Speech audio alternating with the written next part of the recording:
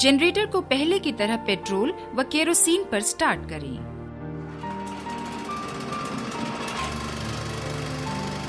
उस पर लोड डालकर चेक कर लें। सब कुछ ओके पाए जाने पर इस फ्यूल कॉक को बंद कर दें।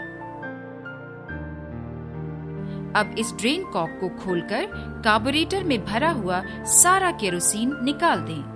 तत्पश्चात इस ड्रेन कॉक को बंद कर दें। तेल खत्म होते ही जनरेटर अपने आप से बंद हो जाएगा। अब सिलेंडर पर लगी रेगुलेटर की नॉब को ऑन करें। क्लॉकनर किट पर लगी स्टार्टिंग नॉब को 1 सेकंड के लिए प्रेस करें।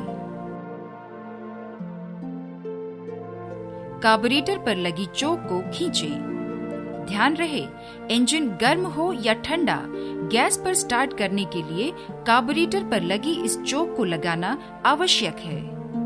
अब रस्सी को जोर से खींचें। 1 या 2 बार में जनरेटर स्टार्ट हो जाएगा। कई बार ठंडा जनरेटर स्टार्ट होकर बंद हो जाता है, तो ऐसे में फिर से किट पर लगी स्टार्टिंग नॉब को 1 या 2 सेकंड के लिए दबाएं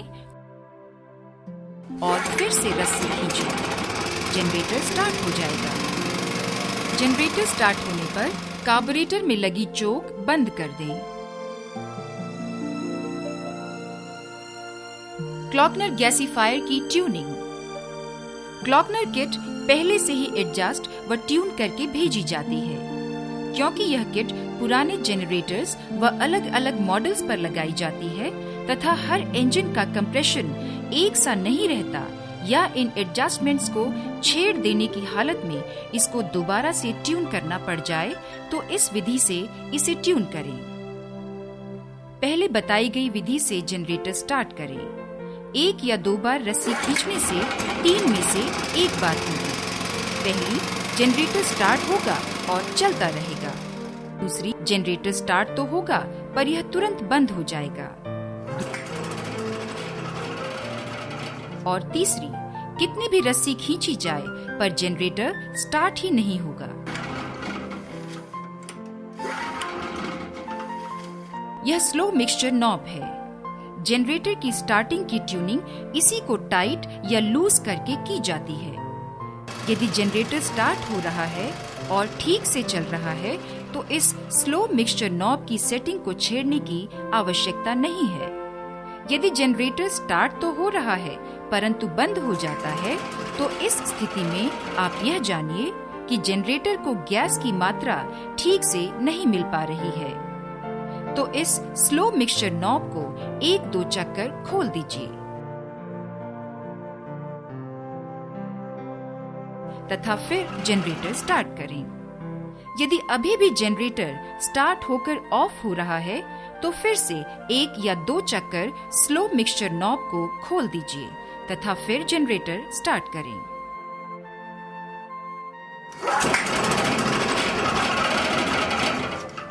जनरेटर अभी भी स्टार्ट होकर बंद हो रहा है। अभी स्लो मिक्सचर नॉब के और 2 चक्कर खोल दीजिए। अब फिर जनरेटर स्टार्ट करें। इस प्रकार 1-2 बार एडजस्ट करने पर जनरेटर ट्यून हो जाएगा तथा स्टार्ट होकर बंद नहीं होगा।